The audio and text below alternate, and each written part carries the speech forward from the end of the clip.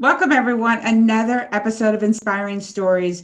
And of course, Cliff has an amazing twist on what is in a name. We're excited, Cliff. Thanks, April. So I have to tell you the story about my name and how I got the name Cliff. You see, in Italian families, at least the tradition when my parents were having children, the firstborn son was named after your father's father, or the father's father, so the grandfather on the father's side. And so in my family, that was my brother Chris. And there were a lot of Chris's in the D'Angelo family because every family named a Chris after a grandpa. So the second male child born in an Italian family was named after the mother's mother, or mother's father. So we had to honor the fathers, right?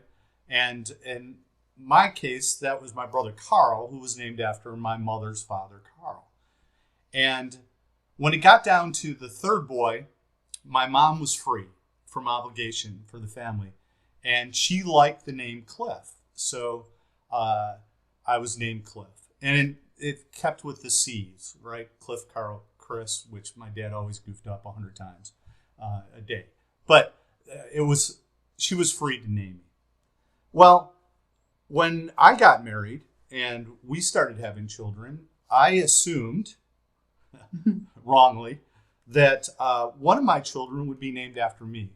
But in fact, my father or my wife doesn't really like the name Cliff. And so did not want to name one of our two sons after me. So this bothered me. It bothers me, and today I still kid with them about that. So I went to my children, and I have three children. I had two boys and a daughter, and I went to them when they were quite young, and I said, if any of you have children someday, and it's a boy, and you name them Cliff, I will give you $10,000. I was at the point of bribery. Okay, I've lowered my standards, and they all refused. So they've already told me when they have children, and I don't have any grandchildren yet, that they're not going to be named Cliff. Okay, if there's a boy, that's not going to happen. So now I'm in a conundrum, right? I there's no way to pass on this family name, certainly my first name in the family. So I came up with a brilliant idea, and the brilliant idea was name your business after yourself. That's sort of like your baby and might carry on if it's successful. So the name of my business is Greencliff, and that's where the name came from. But more importantly is what's underneath the name, right?